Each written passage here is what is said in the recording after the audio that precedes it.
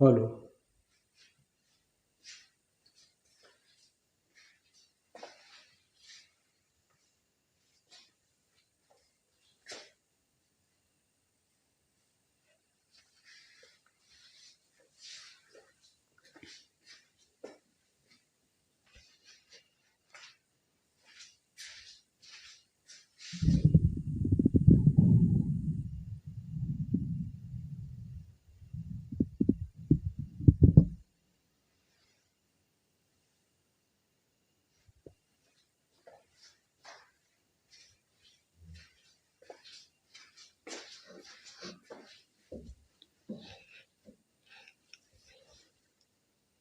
नब्बे के दशक के गांव, ठीक सुना आपने।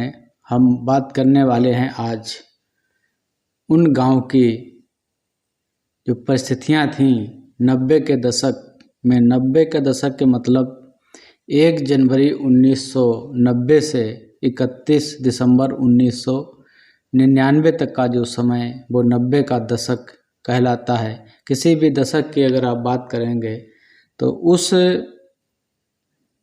दशक में 10 साल होते हैं। 80 के दशक की अगर हम बात करेंगे तो 1 जनवरी 1980 से 31 दिसंबर 1989 तक उसे गिना जाएगा। तो उस दौर में गांव कैसे थे, मैं ये बताऊंगा आपको। आज जो गांव की स्थितियां आप देख रहे हैं उससे बहुत ही भिन्न गांव की स्थिति थी। 90 के दशक में जो गांव की गलियां आज आप देख रहे हैं, जिसमें सीसी, इंटरलॉक या खड़ंजा जो भी है, नालियां हैं, ऐसा कुछ भी नहीं उस समय होता था। कच्ची गलियां होती थीं, बच्चे खेला करते थे। घरों के सामने कुछ लोग चबूतरे अपने बना लेते थे। जो सामान्य वर्ग के लोग थे उनके घरों के सामने बड़े बड़े चबूतरे होते थे। मिट्टी के घर ज़्यादातर हुआ करते थे।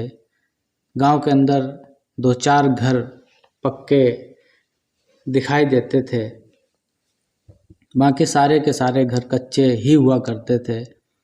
बरसात के बाद उन घरों की लिपाई पुताई, मरम्मत का काम दीपावली से पहले कर लिया जाता था। तो उसकी मिट्टी जो निकाली जाती थी वो तालाब आसपास हमारे घरों के होते थे। एक गांव में 2 से 3, 4, 5 तालाब तक होते थे।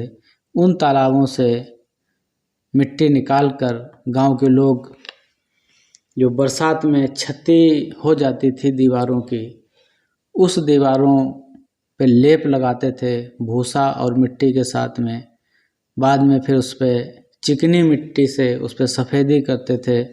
जो थोड़े सक्षम लोग थे तो वो अपने चूना का भी काम कर लेते थे, चूना या कलई जिसे हम बोल सकते हैं। 90 के दशक में India mark II hand pipe गाँव में आ चुके थे। और जो कुएँ थे, कुइयाँ जिसे गांव में कुइयाँ बोलते थे, कुओं का साइज़ थोड़ा बड़ा होता था और कुइयाँ जो छोटी होती थीं, उन्हीं कुइयों से घरों के लिए पीने का पानी, नहाने का पानी, जानवरों के लिए पानी निकाला जाता था।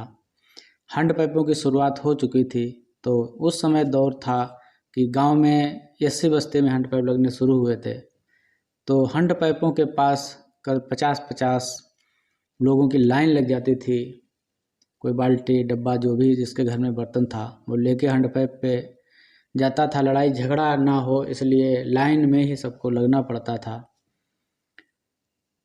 छुआछूत का दौर भी उस समय देखें तो इसे आप समझने की कोशिश करिए कि जब मैं कुइयाँ की बात कर रहा हूँ, कुएँ की बात कर रहा हूँ, एक ही कुएँ से कभी कभी 2-3 जातियों के लोग पानी निकालते थे।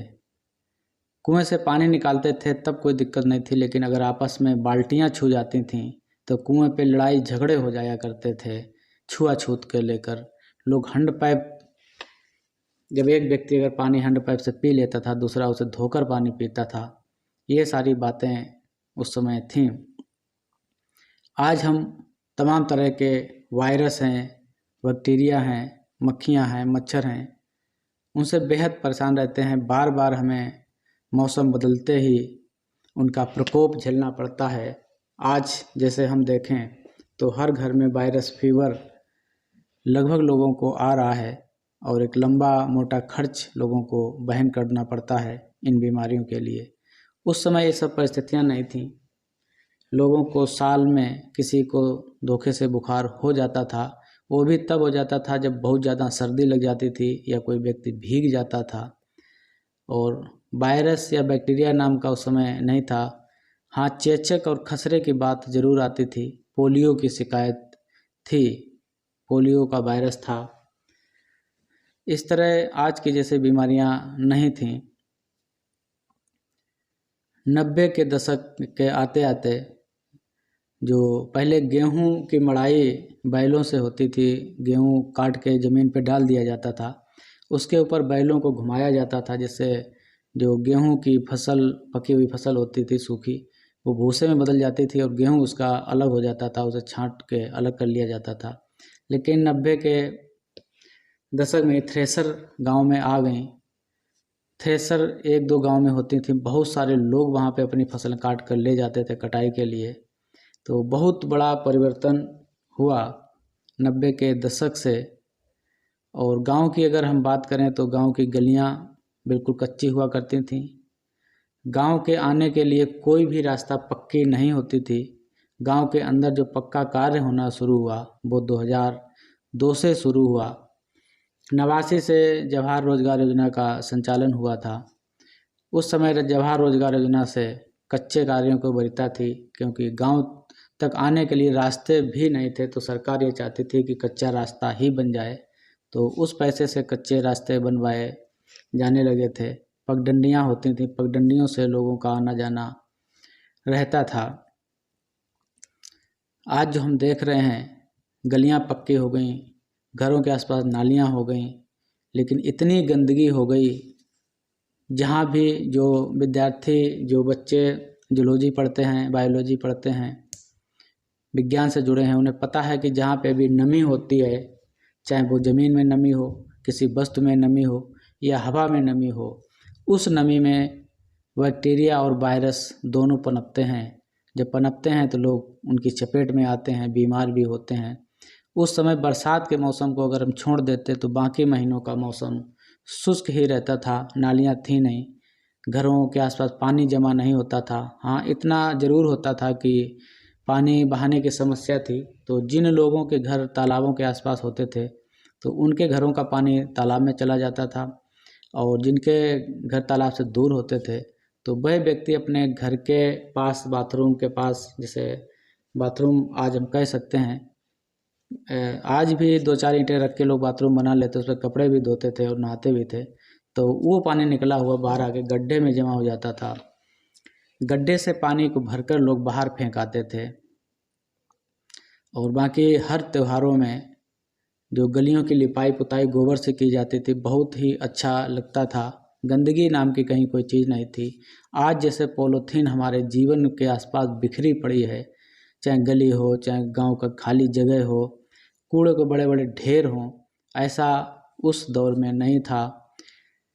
लोग ज़्यादा गोबर होता था, कुछ कूड़ा होता था जो अपना ले जाके लोग खेतों में दूर डालाते थे। आज लोग खेतों में नहीं ले जाकर कूड़े को, गोबर को, गंदगी को रोड के किनारे किनारे दोनों तरफ जमा कर देते। बरसात होती तो वो सड़ता है, पानी रोड पे आता है, बीमारियां फैलाता है। गांव के अंदर कहीं कोई खाली जगह पड़ी होती है तो वहाँ लोग कूड़ा लगाना शुरू कर देते हैं। तो वो दौर एक अलग था, जो आज के दौर से, आज जो बीमारियों की दावत हम लोग दे रहे हैं वो उस समय नहीं था। बीमारियां थीं, टीबी जैसी बीमारियां थीं, लोगों को खसरा चेचक आदि हो जाता था, लेकिन आज जैसी बीमारियां नहीं थीं। तो बहुत एक परिवर्तन उस दौर से होके गुजरा। मोटरसाइकिलें गांव में नहीं थीं। 90 के दशक में ही मोटरसाइकिल आई, और वो भी गांव में किसी एक व्यक्ति के पास, सक्षम व्यक्ति के पास होती थीं। 90 के दशक के आसपास सड़कों पे वाहनों की संख्या इतनी कम होती थी, जो बच्चे बैठ के वहाँ गिना करते थे कि इतने वाहन आज यहाँ से निकल गए। तो ये छोटी सी एक आपके याददाश्त के लिए, अपने याददाश्त के लिए आपको बताया कि 90 के दशक के भारत कैसे थे, 90 के दशक के गांव कैसे थे। अगर आप इस तरह से और जानना चाहते हैं तो मैं आपको बताऊंगा कि किस तरह परिवर्तन 20-30 साल में इतना बड़ा परिवर्तन हुआ जितना 2000 साल में परिवर्तन नहीं हो पाया। तो हमारे साथ जुड़े रहने के लिए धन्यवाद। हमारे चैनल को सब्सक्राइब कर लीजिएगा और वीडियो ठीक लगे तो आप शेयर भी कर सकते हैं इसे।